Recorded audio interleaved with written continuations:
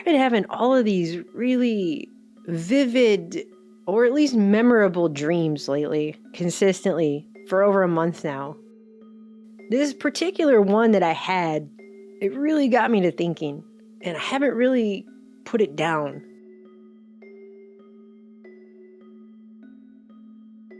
So in this particular dream, they were like zombies, but they didn't look like zombies at all.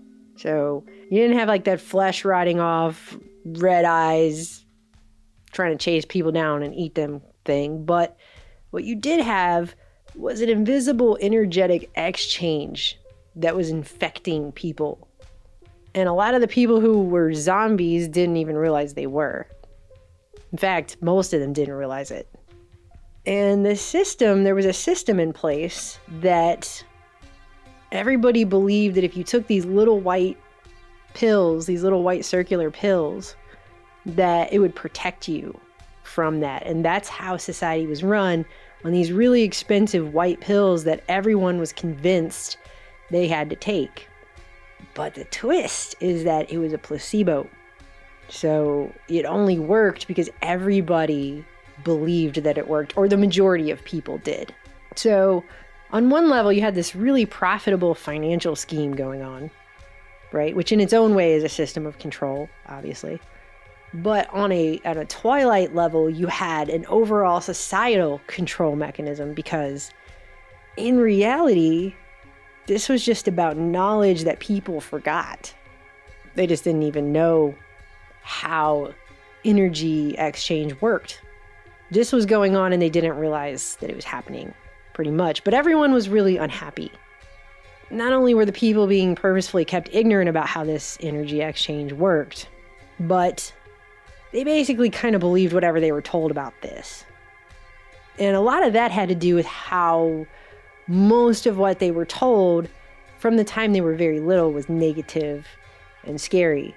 And it basically kept them all living in not a continuous state of fear, but a perpetual on-again, off-again fear. The kind of fear that it gets injected every now and then, and you don't know when it's coming, but you're always a little bit on guard for it, because it eventually always does. So you're just kind of always waiting around for the next shoe to drop, but you don't know when that's going to be. So it's a type of conditioning. And everyone was just basically living kind of a half-life, mostly pretty unhappy, feeling like their life went off the rails somewhere and they were living the wrong life, but everyone just kind of explained it away to each other, which is another bad program, essentially. But they just kind of explained it away. This is how it is. This is just how it is, everyone, And so it's like a mutually reinforcing learned helplessness. Anyway, it was a bad situation. And it had been this way for so long, people didn't realize it. And I was one of those people. I was in the dream. I'm running around, running away from people and trying to find these little white pills and stuff. And I find one of the little white pills on the ground in the dream, but I I reached out to grab it with my hand and I didn't get to it fast enough, right? So the zombie grabs my arm before I can grab the pill. It's like, oh, I almost had it. So I didn't take it fast enough to protect myself. But in that moment, I realized one fundamental thing about it, that it just was a totally unfair system. It's just totally unfair. And in the dream, I was like, this bullshit. This cannot possibly work this way. This is just simply not true, And I looked at this person who was attempting to do this to me, and I just thought no, just thought the word no. And it was just like Neo in the Matrix kind of moment. In this dream that I had, just nope, sorry, I'm just not, I refuse to think that way. Just whatever, you can think that way, and I'm sorry that makes you so unhappy, but I'm not going to do it. I'm just not going to. So now what? And in the dream, it didn't work. The energy transfer did not happen of the mind virus. Like, it just didn't happen. It was like I blocked it, right?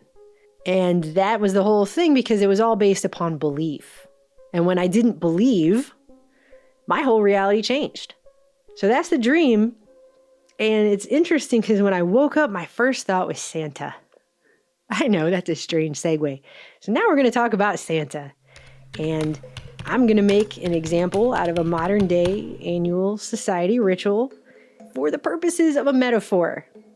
And I fully recognize right away there are going to be some people who get really mad about that. Get all emotionally kerfluffled because I'm talking about the Santa. But I'm only asking you to take your personal feelings aside for a moment and just try to look at the bigger picture of what I'm trying to say here. If that doesn't work for you, maybe this message is just simply not for you. So I can only speak for growing up in America. But here, every single year, millions of parents straight up lie to their children about the existence of Santa Claus. The holly jolly big fat red man who rides around on flying reindeer on Christmas giving out presents to the good girls and boys who lives up in the North Pole, and we all get together as a group, a large majority, and we impart this society-imposed lie to our kids every year. I mean, I did this before I ever decided to do any research into what holidays are. And by the way, if you got free time on your hands at all to do some reading, you might want to take a look into some of these things we celebrate as holidays. It is extremely fascinating to take a look at where some of these holidays actually, what they're based on, where they come from, what the pieces of the ritual that is being performed are meant to symbolize. It's actually very, very fascinating that people they do these things. They don't even know what this stuff stands for or where it comes from. It's incredibly interesting. But anyways, back to Santa. This is a time-honored rite of passage for our young children, where they figure out that not only was all of society colluding in a gigantic lie for years and years, their whole life up until the point where they figure it out. So from the time that they exist until the time they figure it out. But they figure out that their parents actually had to go so far as to play actors in the lie. That's pretty far, right? Because they portray the child's personal Santa each year. They buy the gifts, they fill up the stockings, they get their kids to write letters to Santa who doesn't exist. Tell him you've been good and what presents you want, little Timmy, right? They take their kids to that oftentimes questionable dude who gets paid to dress up like the Santa and get his picture taken with hundreds of little kids each year at the local mall. They even do that thing where they leave out the milk and cookies and they take a couple bites, right? So it looks like Santa did it. Make the lie extra convincing. I mean, let's just step back for a second and look at what I'm saying here. This is a massive head screw that gets delivered to each child who is put through this year after year after year till they figure it out. But people pretend that that's just fine. That's fine. That's fine to do. It's normal. That's a normal thing to do, okay? In this society. In fact, if you're a parent who doesn't want to lie to your kids that a jolly old fat man who lives in the North Pole is watching them all year in order to decide whether or not to give them presents, well, good luck, okay? Because pretty much everyone else in your child's life, pretty much everywhere else that they go in this society, those people do participate. And they will presume that you do, and if you don't, they will try to pressure you into it and act like you personally are a bad parent if you don't do it. And I actually know what that feels like. So this is a thing. And I know there are other people out there who know exactly what I'm talking about. This is an example, though. If you take all your feelings out of it for a second, just think about the ritual of doing that. It's not just a myth, okay? This isn't just imposing a myth on each new generation every single year. This is also an example of a massive deception, right? In which the majority of society actively participates annually in the name of the, quote, spirit of Christmas, right? Every major institution of society is basically in on it. The schools participate, even the ones that try to be politically correct about calling it Christmas or whatever, they still participate. They got the pageant where they have the kids sing all the holiday songs over and over and over, practicing and practicing over and over. Simplest form of brainwashing is repetition style, just hammering home that they better not shout, they better not cry, they better not pout. They're going to tell you why. It's because a big old guy in a red suit sees them when they're sleeping and knows when they're awake and apparently stalks them 24 hours a day, and he's coming to town, right? So basically it'd be like this scary threat from the realms of a horror film, except the kids get gifts out of it, so they look forward to it, but also accept all of that as the precursor to getting the gifts, you see. they accept that this is part and parcel of the situation. Like, if you want to get the presents, do you see what I'm saying? In a way, it's a little twisted. Because in what other universe is that scenario even remotely sort of okay? A grown man who plays dress up is watching your young kid when he sleeps and when he's awake. And then after months of dedicated 24/7 stalking, he breaks into your kid's house and leaves him gifts. Is that ever otherwise cool? It's never otherwise cool, is it? Like, you better not shout, you better not cry. No, I'm getting a restraining order. That's what in the hell I'm doing. Yeah, officers, that guy over there in the red suit who spends all his time stalking children, breaking in their house to leave them presents and talking about hoes. Okay? And the stores participate in this, like crackheads want crack. They love it, obviously, because Christmas also means the big bucks. It's a huge consumer moment for this country. It's a big deal. They play that same cliche expected music on hypnotic buy stuff loop, you know, just continuously. And the store employees, from the door greeters to the cashiers, they especially like to ask the kids, what did you ask Santa for? So again, it's just one more place to get it reinforced because it's everywhere. It's everywhere. It's all over everything. And you can always spot the people who feel forced into this society-wide playtime because they're generally pissed off to be out at all. They're mad to be there. They cut people off in traffic and drive like jerks. They don't hold the door. When you see them walking past you in the store, they typically have a pained look on their face as if every step they're taking through the store is actually causing their hemorrhoids to become 1% more inflamed. But yet, there they are, still making themselves do it, right? And the stores prominently place all that decorative crap right up front, right? Because nothing says the holidays like covering your house in a bunch of plastic garbage made by people in China whose bosses have to put up that net around the building so they can't even die when they jump off of it because they want to commit suicide to escape their crappy job, otherwise known as modern-day slaves. I mean, that's what it is. That's what it is. And nobody wants to talk about it because it's the holidays. It's the season of cheer. So we're not supposed to point any of this stuff out, okay? But that's what's up. I mean, some people even line up outside on the designated Black Friday, right? They call it Black Friday to beat the crap out of their fellow humans over $6 toasters made by the same slaves and call it good, like they really accomplished something for the privilege to demean themselves over some crap. Some cheap crap, because they got it for less than they would have paid for it otherwise, even though they already did pay, because they had to pay in their self-respect, or whatever last drop of it they had left before they went into that store and proceeded to behave like an animal over something worthless, okay? That's the thing.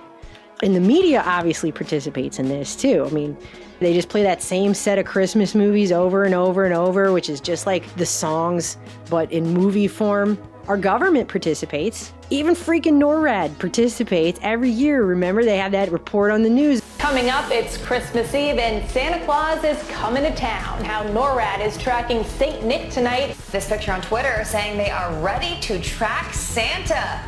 Are you? It's a very serious one. It's called NORAD, the North American Aerospace Defense Command. And each year, NORAD tracks Santa's movements across the globe in real time. About how the North American Aerospace Defense Command has tracked Santa's flight. This is a project that's run from an Air Force base in Colorado. Good morning, Captain. So, first things first, how do you track Santa? Good morning. So the same technology that we use to track things that come into North American airspace 24/7, 365 is the same way we track Santa. Over the oceans, and he's coming now. And it involves 1,500 volunteers taking calls and online messages, presumably from children. So Rudolph has his bright nose and it emits a lot of infrared heat. So our satellites pick up on that and we can pinpoint where he is.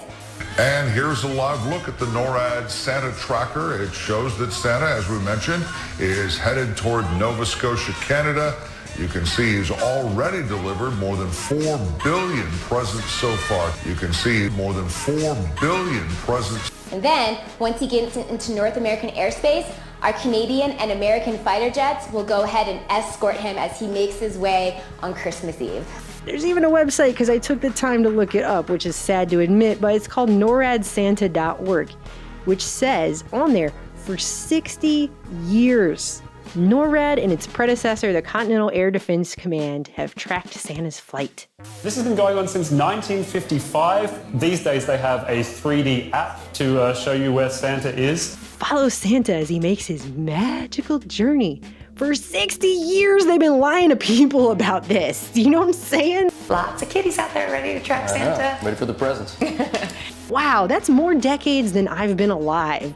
They've been lying to people about tracking Santa's flight. One of NORAD's generals took this joke a little bit too far, though, I think. Now, he said that the military are monitoring Santa 24/7 with radars and satellites, and, quote, if we can track Santa that closely, imagine what else we can track. Lots of kiddies out there ready to track Santa. Ready for the presents.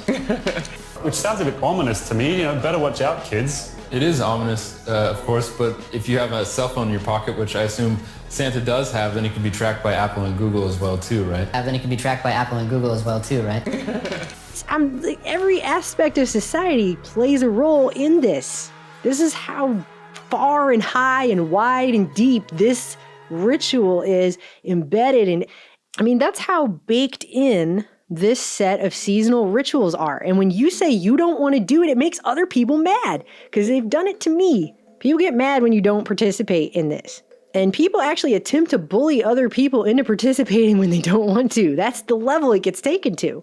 And I honestly don't really care what 1,000 Harvard-trained psychologists claim about the total mind F that is happening to these kids. But you got to think about what this herd practice actually does do. You take a kid, you get him to put his time and his effort, which is a form of energetic power, not just believing in something that's patently false, but having faith in something based on this reality of everyone around him encouraging him to do so, aka gaslighting and psychologically manipulating him into it. Said I wasn't any liquor. He said I was going out of my mind. You're not going out of your mind. You're slowly and systematically being driven out of your mind. But why? Why? Because that's what it is. I don't tell yourself how cute it is all day. It still is what it is. That's what it is. So when he figures out that this is a lie, what is that actually meant to do ultimately? Just by the way, accept a massive deception at the hands of everyone? Every institution, every person he knows, they're all lying to him, not just once, not just twice, repeatedly, every year, all of the years of his life till he's figured it out.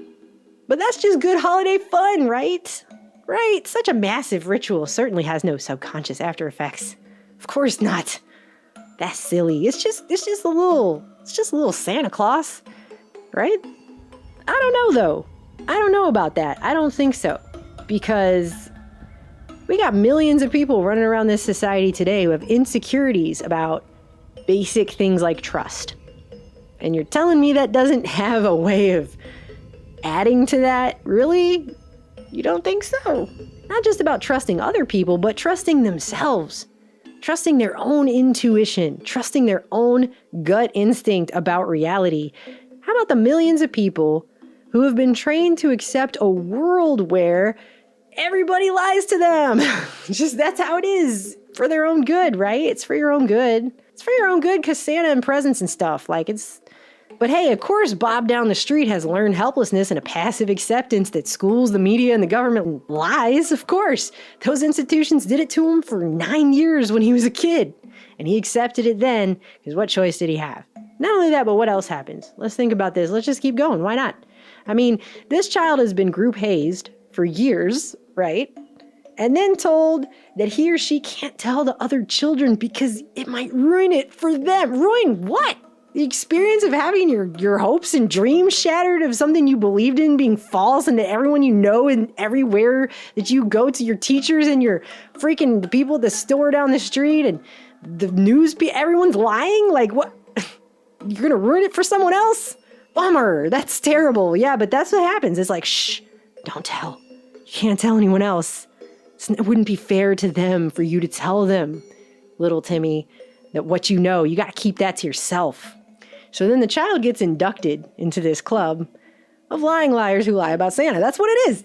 And then they just perpetuate this massive lie. And they also then become complicit in gaslighting and psychologically manipulating their friends and other people at school because they were just trained on how to do that. It was done to them for years and years and years. And now they have been told to turn around and do it to other people. So in one false swoop, they're going to pass that program down. So it's not just going to stop there. It's going to also eventually be his own children and just carry on that tradition. Then his kids will do it, and that's just how it'll be. So it's actually not even little Timmy's fault. It's actually little Timmy just accepting the reality with which he was presented as a child at a crucial time when something like that would affect somebody on a deeper subconscious level than it might at a later time when they're older and have had the chance to get more life experience against which to bounce a situation like this off of. And just by the way, if you haven't watched the 90s sci-fi film Dark City in a while, the one with Kiefer Sutherland, now's a great time to check that one out. Because that's what that movie is about, this concept.